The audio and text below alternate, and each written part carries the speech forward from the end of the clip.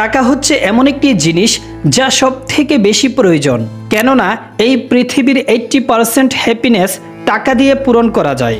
কেউ ধনী হোক কিংবা গরিব অথবা মধ্যবিত্তই হোক না কেন, সবার কেবল টাকাই প্রয়োজন, কারণ ধনীরা আরও বেশি ধনী হতে চায় আর গরিবরা চায় তাদের খারাপ সময় থেকে বেরিয়ে আসতে। বন্ধুরা, সবাই ধনী হতে চায়, কিন্তু সবাই তো ধনী হতে পারে না, কারণ হচ্ছে সবাই তো আর ধনী হওয়ার গোপন রহস্য জানে না। আপনি যেহেতু এই ভিডিওটা দেখছেন, তার মানে হচ্ছে আপনি অবশ্যই ধনী হতে চান। তাই আজকের এই ভিডিওতে আমি আপনাদেরকে ধনী হওয়ার এমন 3টি গোপন কৌশল জানাবো, যা ফলো করে আপনি খুব সহজেই গরিব থেকে ধনী হতে পারবেন। তার আগে আপনি যদি প্রথমবার আমাদের এই চ্যানেলের ভিডিও দেখে থাকেন, তাহলে অবশ্যই চ্যানেলটি সাবস্ক্রাইব করে দিন। আমাদের এই চ্যানেলে প্রতিদিন এমন গুরুত্বপূর্ণ ভিডিও আপলোড করতেই থাকব, যা আপনার জীবনধারা উন্নত করতে অত্যন্ত গুরুত্বপূর্ণ ভূমিকা পালন করবে। তাহলে চলুন ভিডিওর মূল পয়েন্টে যাওয়া যাক। ধনী হওয়ার জন্য গুরুত্বপূর্ণ যে 3টি গোপন রহস্য রয়েছে, তার মধ্যে প্রথমটি হলো স্টপ প্রোক্রাস্টিনেশন, অর্থাৎ ঢিলেমি বা অলসতা করা বন্ধ করুন। আমাদের গরিব এবং মধ্যবিত্তর মধ্যে একটা জিনিস কমন, যার কারণে আমরা ধনী হতে পারি না, সেটি হচ্ছে প্রোক্রাস্টিনেশন, অর্থাৎ ঢিলেমি করা। ধরুন আজকে আমাদের একটি কাজ করার কথা ছিল, আর আমরা বলছি তাক আজকে করব না, কালকে করব। ধরুন আজকে আমাদের একটা বই পড়ার কথা ছিল, আর এখন বলছি যে তাক আজ নয় কাল পড়ব। আর এই কাল কাল করতে করতে আমাদের কত কাজ, কত পড়া কাল পড়ে গেছে, আমরা তা নিজেও জানি না। আরেকটি কথা হচ্ছে, এই কাল আমাদের জীবনে আর কখনোই আসে না, আর আমাদের সেই কাজগুলো করাও সম্ভব হয় না, আর আমরা পিছিয়ে পড়ি। পিছিয়ে পড়া মানুষ কখনোই ধনী হতে পারে না। তাই আপনার আশেপাশে যে ধনী মানুষগুলো রয়েছে, সেই ধনী মানুষগুলোর মধ্যে খেয়াল করবেন, তাদের মধ্যে এই প্রোক্রাস্টিনেশন ব্যাপারটা নেই।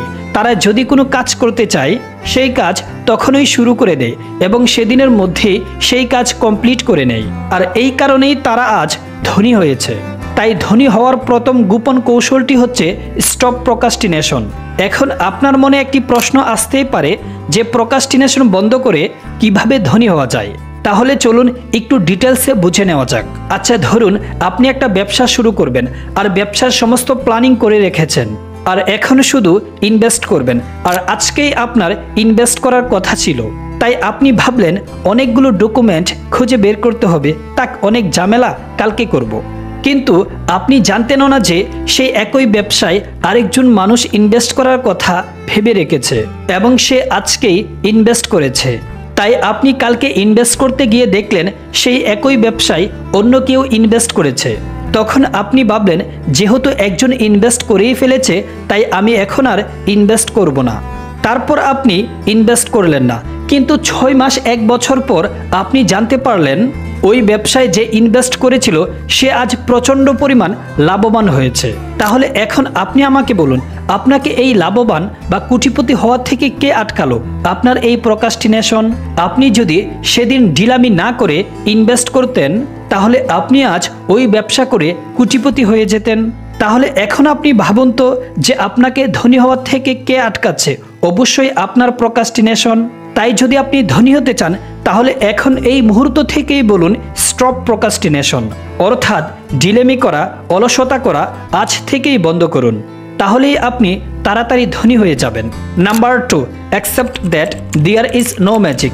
আপনাদের মধ্যে অনেকেই হয়তোবা এই ভিডিওটিতে ক্লিক করেছে ধনী হওয়ার জন্য বিশেষ কিছু ফর্মুলা জানার জন্য, কিন্তু অনেকেই মনে করে যে তারা কোনো গোপন রহস্য, ম্যাজিক বা অলৌকিক শক্তির মাধ্যমে রাতারাতি ধনী হয়ে যেতে পারে।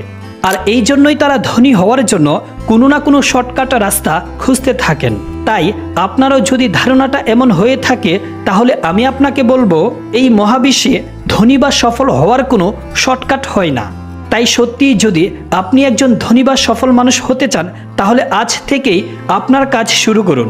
এখন আপনি বলতে পারেন যে ভাই, আপনিই তো বললেন যে ধনী হওয়ার শর্টকাট রাস্তা দেখাবেন।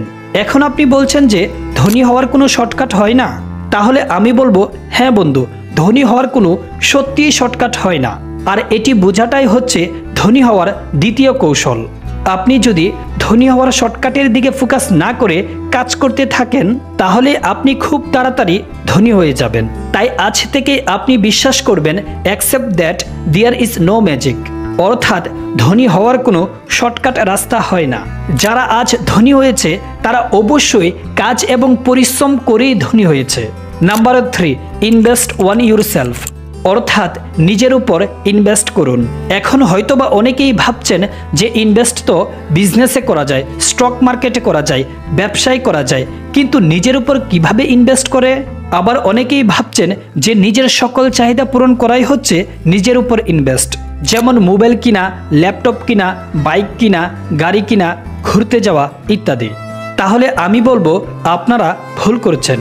ইনভেস্ট অন ইউরসেলফ বলতে বোঝানো হয়েছে নিজের স্কিলকে বাড়ানোর জন্য যে টাকা খরচ করা হয় তাকেই ইনভেস্ট অন ইউরসেলফ বলা হয়।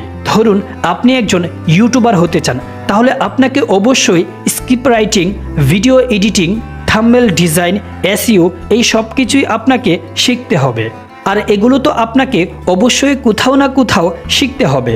এই কাজগুলো যদি আপনি টাকা দিয়ে শিখেন তাহলে সেই টাকাটা আপনি আপনার স্কিল বাড়ানোর জন্য ইনভেস্ট করলেন। আর আপনি যখন আপনার স্কিল বাড়ানোর জন্য টাকা খরচ করবেন তখন আপনার স্কিল অনেক মজবুত হবে। আরেকটি কথা বন্ধুরা, এই পৃথিবীর মানুষকে মূল্যায়ন করা হয় তাদের দক্ষতা, তাদের অভিজ্ঞতা দিয়ে। তাদের অভিজ্ঞতা, দক্ষতা, স্কিল যত বেশি হবে তাদের মূল্য তত বেশি হবে। কারণ মানুষকে বেতন দেওয়া হয় তার স্কিল দেখে, অর্থাৎ যে যত বেশি অভিজ্ঞতা অর্জন করবে তার মূল্য তত বেশি বাড়বে। তাই নিজের মূল্য বাড়াতে অবশ্যই ইনভেস্ট অন ইউরসেলফ। আর যখনই আপনার স্কিল মূল্য বাড়বে তখনই আপনি অনেক টাকা ইনকাম করতে পারবেন। আর যখন আপনি বেশি টাকা ইনকাম করতে শুরু করবেন তখনই আপনার ধনী হওয়ার জন্য বেশি সময় লাগবে না, অল্প দিনেই ধনী হয়ে যাবেন। তাই ধনী হওয়ার জন্য কোনো শর্টকাট না খুঁজে নিজের উপর ইনভেস্ট করুন। আপনি যখন কোনো কাজে এক্সপার্ট হবেন তখনই আপনি অবশ্যই অনেক টাকা ইনকাম করতে পারবেন আর খুব তাড়াতাড়ি নিজের সাফল্য অর্জন করতে পারবেন।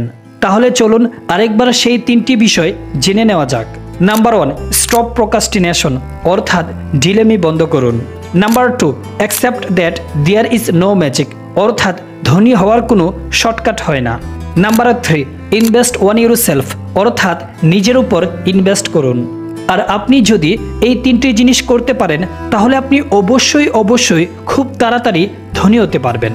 আর আমার বিশ্বাস আপনি যেহেতু এই পর্যন্ত ভিডিওটি দেখেছেন তার মানে অবশ্যই আপনার কাছে ভিডিওটি ভালো লেগেছে। তাই ভিডিওটিতে একটি লাইক দিয়ে চ্যানেলটি সাবস্ক্রাইব করে পাশেই থাকুন। Thanks for watching.